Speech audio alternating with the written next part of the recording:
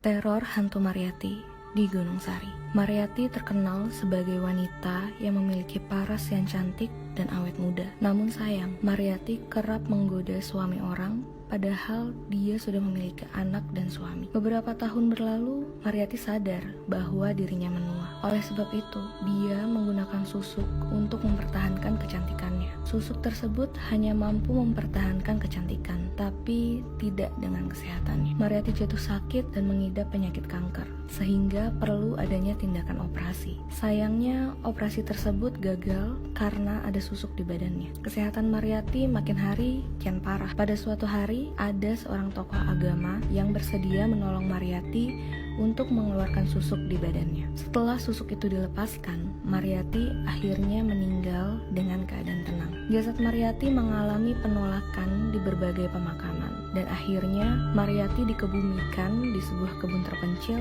dan orang-orang yang terlibat pada pemakaman Mariati sering dihantui oleh hantu Mariati. Oleh sebab itu, mayat Mariati dipenggal di bagian kepala dan kakinya ditusuk dengan paku agar tidak bergentayangan. Namun, hal itu tidak berguna. Hantu Mariati tetap bergentayangan dan mengetuk pintu-pintu warga untuk memohon maaf.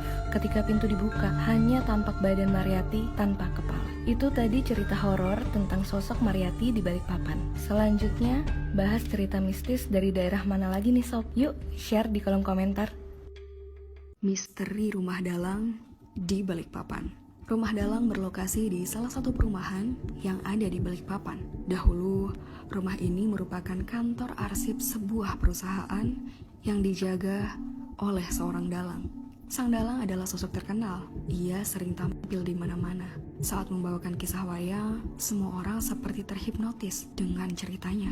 Tapi anehnya, banyak yang mengaku bahwa mereka kehilangan uang secara misterius saat sedang menonton pertunjukan sang dalang. Tak lama, terkuak fakta bahwa sang dalanglah yang merencanakan hal tersebut. Sebelumnya, dalang memilih rumah tinggal di daerah tempatnya bekerja karena ada induk makhluk halus yang berdiam di sana. Konon, si dalang membuat perjanjian terkutuk dengan iblis wanita sejenis Wewe Gombel dan Raja Tuyul. Si dalang meminta kepada Wewe Gombel untuk menjadi dalang yang hebat, sedangkan kepada Raja Tuyul, dalang meminta agar Tuyul mencuri uang para penontonnya. Dan sebagai gantinya, dalang menyerahkan jiwanya dan dilarang untuk bepergian dari rumah tersebut. Hingga kabarnya, rumah ini masih ada sampai saat ini. Gimana? Kamu tahu juga nggak tentang misteri rumah dalang ini? Ceritain di kolom komentar ya.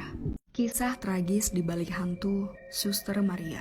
Suster Maria merupakan seorang perawat keturunan Belanda.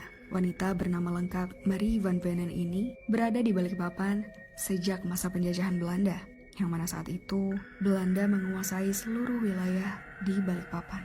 Saat masa kejayaan Belanda mulai berakhir, para tentara Jepang hadir di Balikpapan. Jepang membunuh orang-orang Belanda yang berada di Balikpapan. Kebanyakan dari mereka dibantai di Benua Patra, dan sebagian lagi disekap di sebuah rumah dekat jembatan gantung di kawasan Gunung Dops. Di rumah ini, Suster Maria dan keluarganya juga disekap.